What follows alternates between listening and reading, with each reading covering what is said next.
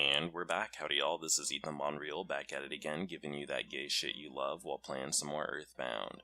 So last time we were here, we defeated the alien in control of the Stonehenge base. I also helped some green nerds overcome their shyness, and I talked a little bit about why gay guys sometimes ignore obvious signs that someone is into them, because a lot of us have a lot of self-doubt plaguing us. This time around, we are going to keep it gay. I have a lot to talk about, there's a lot going on in my life, and we're going to advance the plot of the game, but first we have to do a little bit of backtracking so that we can make sure we're up to speed with everything. So, let's go ahead and get into it. So, again, like I said, I have a lot of legwork to do here. We need to go back to Onnet and get our inventory under control and then tie up some loose ends. So I'm mostly going to be not talking about what I'm doing on screen, because that's fucking boring. I'm going to be managing my inventory a lot. And I am going to just talk to y'all for a bit. So get into it. So I wanted to ask how y'all are doing. You know, I haven't made a video in about 5 or so days, and that's for completely legitimate reasons I'll be talking about in a bit. But also, as I've asked before, does anyone else here get really bad seasonal depression around Christmas? Because I do. And I know from the comments and how people reacted to my previous video talking about that, that is very relatable for a lot of LGBT people because, you know, not everyone really wants to be around their homophobic family, or just... They don't even have to be actively homophobic now, it's just like, sometimes you still have a little bit of the fear you had as a kid lingering in you, and it makes it harder to be comfortable with them. But, you know, it can just still be very emotionally draining. But, you know, anyway, TLDR, it's cold, I'm gay, and I hate it, and I'm a little bit depressed, but I hope you are okay, viewer.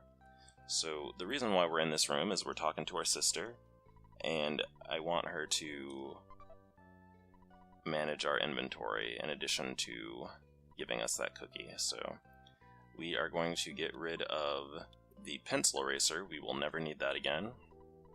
And we are going to get rid of... I'm actually going to get rid of the Franklin badge, even though it's useful, just because I want more inventory space. And it makes the game a little bit easy. We're at a point in the game where we're really not going to die that much unless we kill ourselves on a psychic shield, like I talked about last part. We're also probably going to go ahead... I'm going to be an asshole and just give her back this cookie. And let me see if there's anyone else. I want to get rid of the Mr. Saturn coin. I should sell it, but, you know, I'm already here, and it's worth doo-doo money, so we're not going to do that. But yeah, like I said, I have a lot to talk about. If you're wondering why I've been gone, my dog actually passed away about 4 days, and I was a little bit... 4 days ago? 5 days ago, because he passed away on Christmas Eve. And I had been pretty bummed about that, because he was a good old doggy, and I really loved him. And, you know, we were taking him to the vet, because he had a stroke, a doggy stroke, and... You know, in the car I was thinking about, you know, he was really the first boy who ever really loved me back, and that made me so sad. I almost cried in the car, but I told myself that I would not cry, and so I didn't, but I did still feel really sad. And part of me regrets not crying a little bit. I think that that would have been appropriate in that situation, but, you know, I've dealt with the feelings, and I get to move on with my life now. He's not here no more. And that is a bit sad, but like I said, life goes on. Other than that, you know, I've just had to work a lot. I worked very long hours. Well, not very long hours. I worked long hours in front of a cash register, which makes life seem to go by slower, because I had been standing in the same spot for like 7 hours straight, which was very emotionally draining, because I was working 7.5-hour shifts. Because it was Christmas, y'all, and you have to get into it. I did see a few homosexual families. That was pretty cute. I helped a lesbian. She was pretty butch too. She was on the phone with her wife, and her wife was like, "You never bring the right thing back when I tell you to bring something, so I'm gonna stay on the phone with you the whole time while you get it." And I was like, "Oh my god, this is so beautiful. I love this." And I'm gonna put that on pause for a second. So, you can actually buy a house in Earthbound. It's a shitty house, but we can buy it. and I'm gonna do it. It's $75,000 in 90s money, so we are gonna go ahead and fork that over, and now we own a house full of holes with no wall in the back. But you know, that's legit. That's basically like living in certain areas of San Antonio. If they can put a few walls together and a mound of dirt to put it on, they will call it a house and charge you to live in it. But anyway, like I was saying, her girlfriend, or not her girlfriend, pardon me, her wife was on the phone with her, and she was like, I'm gonna stay on the phone this entire time while you were in this store, and we are gonna figure out how you are gonna get me what we need for our child. And I was like, oh my god, that's so cute. They have a kid too. And she had wanted a bilingual Curious George book. And the problem is that she reserved it, but our reservations are only 24 hours during Christmas, so she actually was unable to get it because she waited 3 days instead of the 24 hours. And I was like, okay, well, this sounds like an adventure and a half. And this was before I saw that she was on the phone with her wife. But I had I could see a little bit of familiarity in her eyes, and I was like, you're probably gay in some way. I don't know how, so I'm gonna help you out. And so I gave her extra attention, and I walked her throughout the store to help her find those books that had expired, and was trying to see if another customer didn't buy them. But anyway, it was just very funny. I love my job. Actually, there are a lot of lesbians that go to my job. There's this couple that always buys like adult animated series. Like they really like, I think they like Rick and Morty, and they also really like Archer a lot too. And I forgot what I was doing for a second. I actually need to teleport out of here. I was looking for a stretch of road to do it along because I wanted to use Teleport Alpha. But they like that, and they're always really cute. And I think they've keyed into the fact that I'm a homosexual.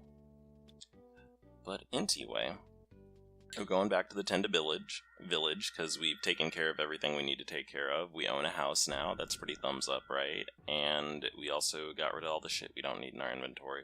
So it's time to drop some plot on y'all. Get into it, boy.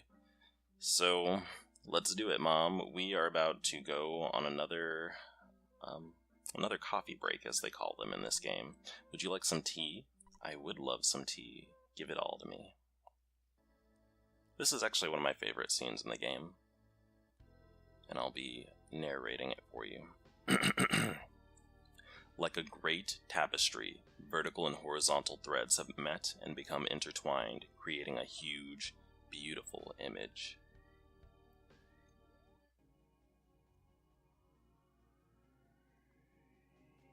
You may have cursed this never-ending journey. You may have known injury and defeat, but you have struggled on to reach this place.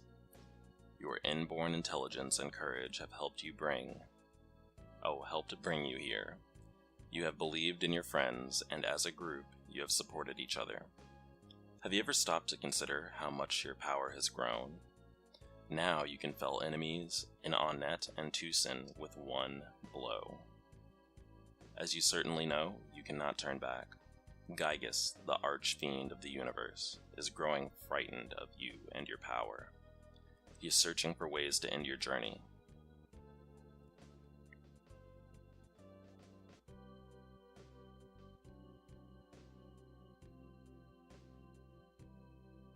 From here, the challenge grows, and your adventure will take you beyond anything you have ever imagined.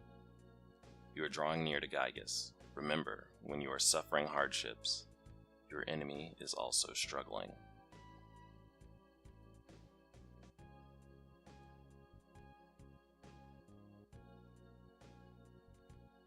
By the way, do you know where Pokey went? Which is important, because he's pretty related to what's going on here. When this cup of tea is finished, your adventure will continue. Your destiny pulls you in the right direction. Believe in yourself and press forward.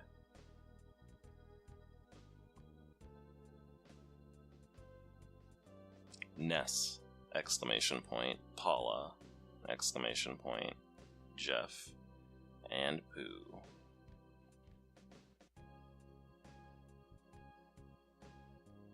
I wish you luck.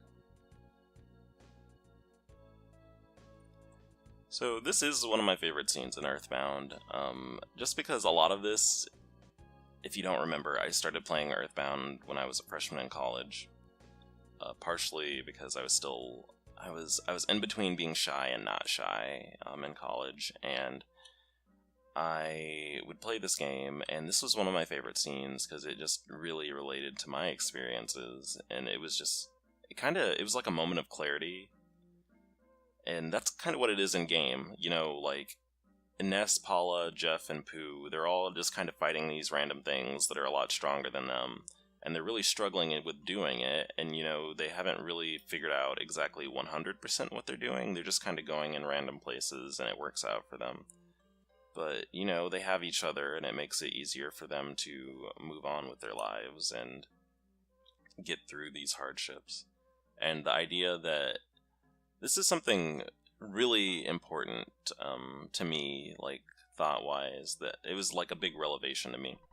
That, you know, when something is making you suffer, it's actually also struggling to stay in place to keep you suffering. And what I mean by that is, you know, when something's trying to hold you down and stop you from succeeding, it also has to struggle to keep you in place, because the second they don't do it, you know, if you are willing and able to get there, you will succeed.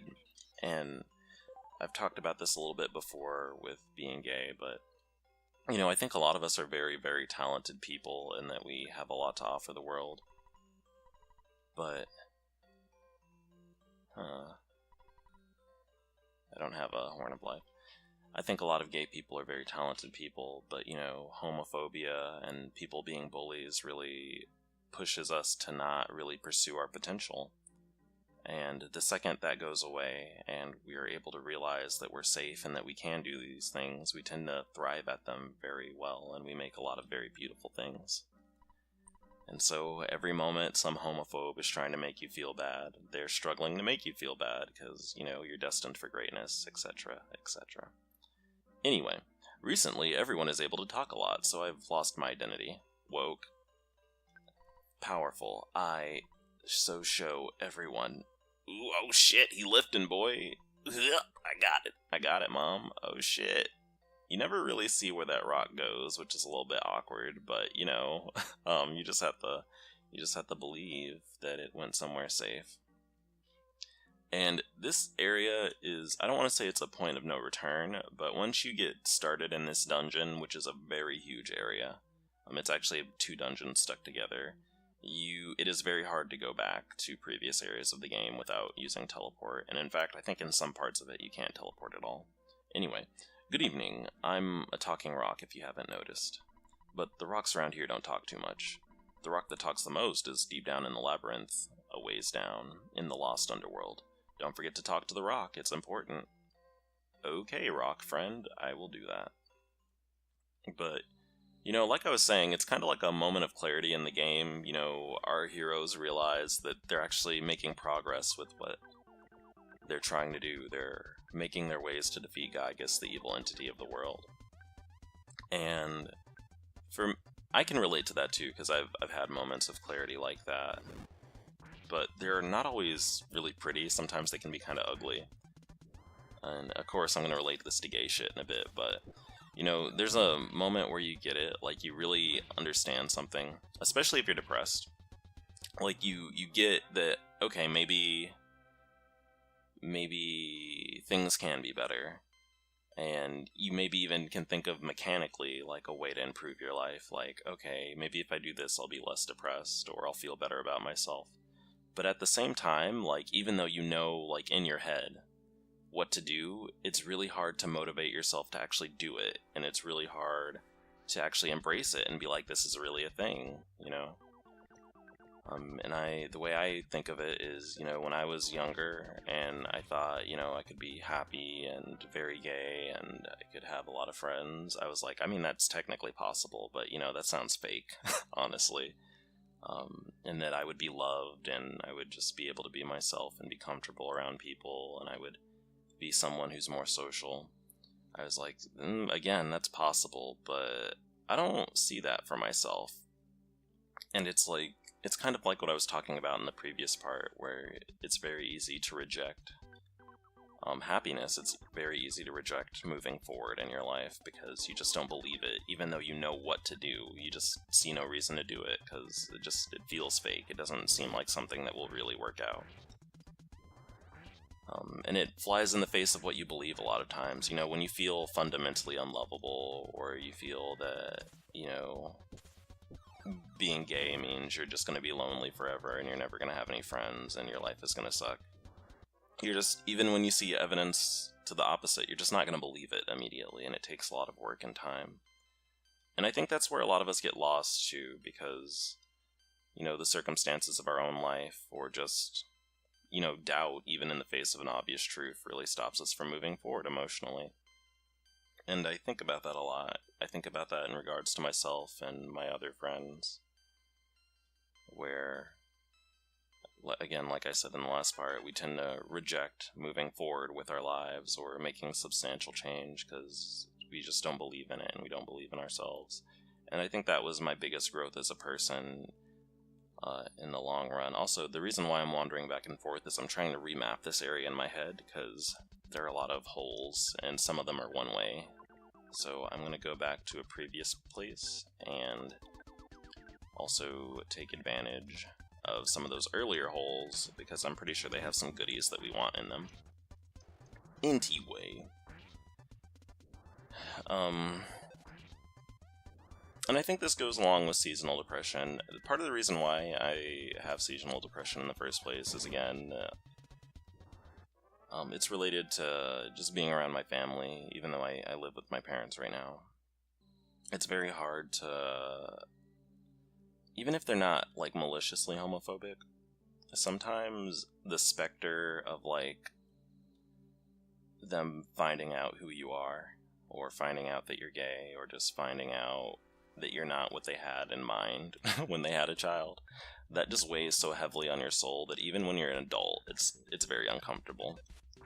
Because I think my parents definitely had a lot planned out for me, and sadly for them, but I mean, fine for me, they got a very depressed homosexual for a son instead, and that's just kind of how it worked out, and you can feel the weight of that, or I can feel the weight of that sometimes when I talk to them.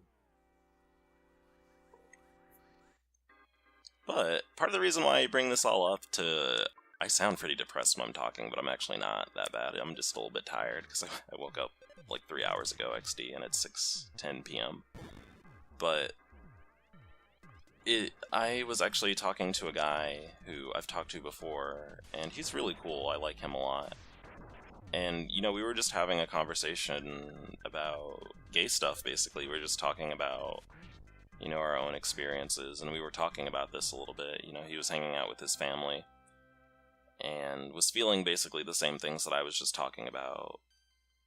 And we also had this ethnic dimension to it too, where it was like, you know, sometimes when I was younger, I would feel a little bit afraid of doing gay stuff, like even if my parents had no way of finding out, because it's just like when you have parents who are like super involved in your life, it's easy to, you don't even really think about it, you just internalize the idea that, oh shit, they're gonna find out, and it's gonna be bad, and it's gonna ruin my life. But now I don't care, I'll smoke 5 dicks, like, in the backyard or something, like, well, not literally, because that's inappropriate, and I'm a good woman, but the Underground Talking Rock seems to want to talk a lot more than I do, so this is not the rock we're looking for.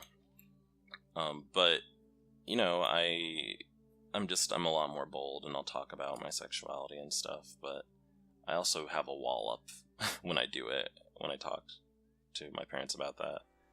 Because I really don't like my parents interacting with my sexual orientation, not because I'm embarrassed, but because I don't feel like I can trust them all the time with that emotional support that I want. And I've talked about this a lot of times, so I'm not going to rehash over it, but, you know, when you've proved yourself homophobic earlier in your life, or earlier in your child's life, it's not surprising that they're not always really willing to talk to you about things, and that really is a tragedy, because I think a lot of us really do want a lot of guidance. Like, I would like to be able to talk to my mom about guys, and you know, how to protect myself better and to feel better about myself, but that's just not something that we can do, because there's always going to be that gap between us.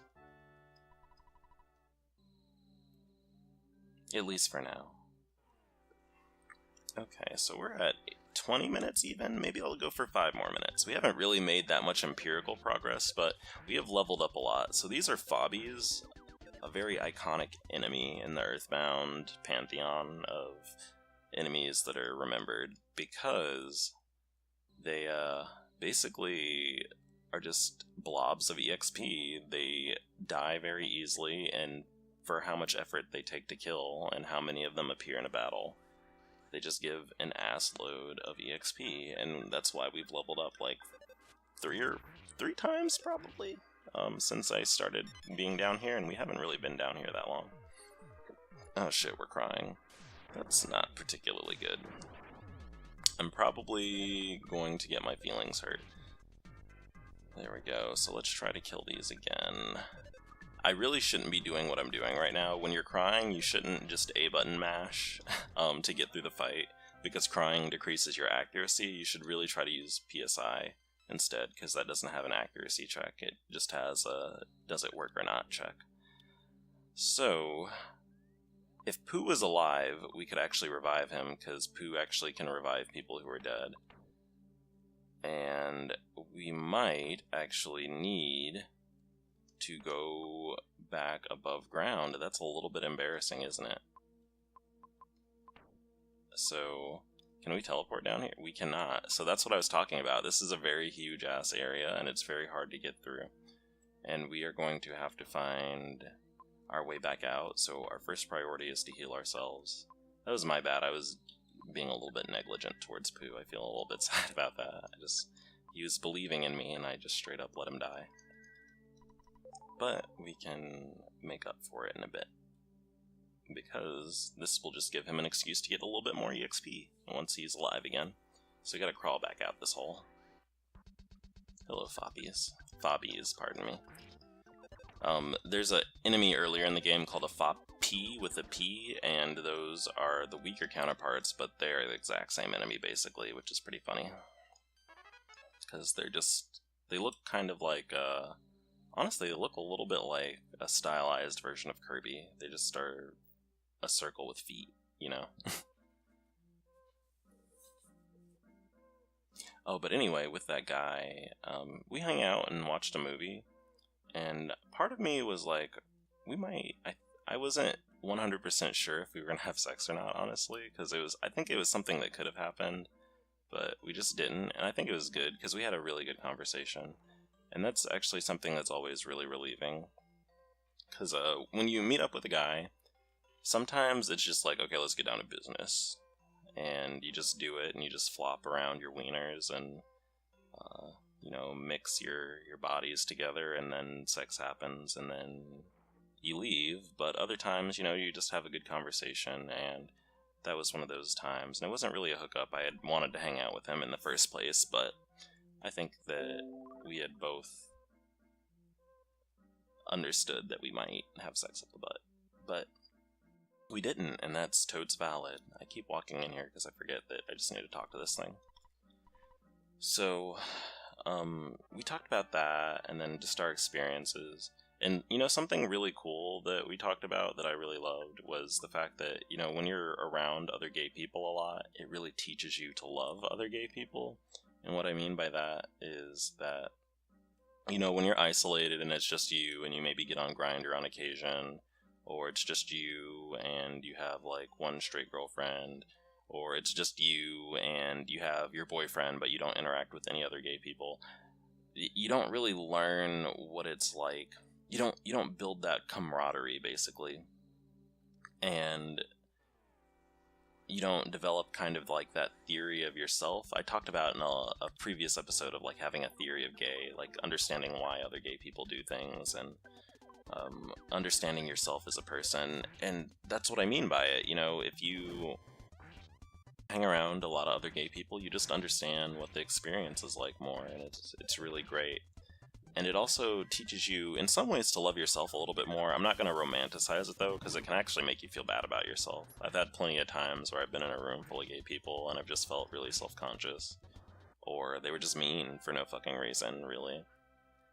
But there are other times where, you're just hanging out and having a kiki and XDing and LOLing, and it's beautiful. And honestly, it makes you a little bit gayer, to be real, which was something else we talked about, that, when you have friends that you can be, like, just really gay with, it doesn't even have to necessarily be being feminine, but it can, and that's also very fun. It makes you more comfortable with yourself, because it's like you have people who have your back when you're in public, and you don't have to really think about what you look like to other people. Because I think that's something that a lot of us learned very early in life, was to... Oh, god damn it. Well, we have to go back up above ground. So this is also why this area is really annoying, because the enemies can actually do an insta-kill ability on you, which is PSI Flash Beta.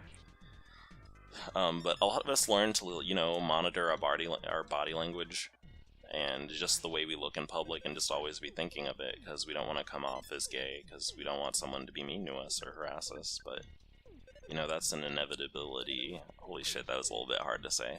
Inevitability. Someone will judge you, but, if you have someone that has your back, it matters a good bit less to you, I think. But I'm going to stop the video here on this ladder, and when we come back, our friends will be alive, we'll be in this area, and we'll hopefully just plow through the rest of this content so that we can make it through the first... I would say this is the first third of this huge dungeon, because we are going to be in a very, very expansive area. And also, spoilers, there's going to be dinosaurs. Big, giant, gay dinosaurs, and I love it. They look so dopey and gay, I love it. But anyway, I want y'all to have a good one. Thanks for watching. If you have seasonal depression, I recommend just doing things you like. I mean, that's such a shitty answer. Just do shit you like and it'll help you get over it. But it's true, when I was a freshman in college and I was crying over a boy, and stop me if you've heard this story, I actually cried all over my fucking finals. Like, I had to get a new Scantron or a test paper because I cried all over them because a boy didn't like me back. And, I went home and I just did jigsaw puzzles and I listened to the Banjo-Kazooie soundtrack, and it was fucking beautiful. And you know what? If that's what you need to do to pull yourself out of it, just do it, homo. Do it. But in the meantime, in between time, I'm Ethan Bonreal, and I am gone.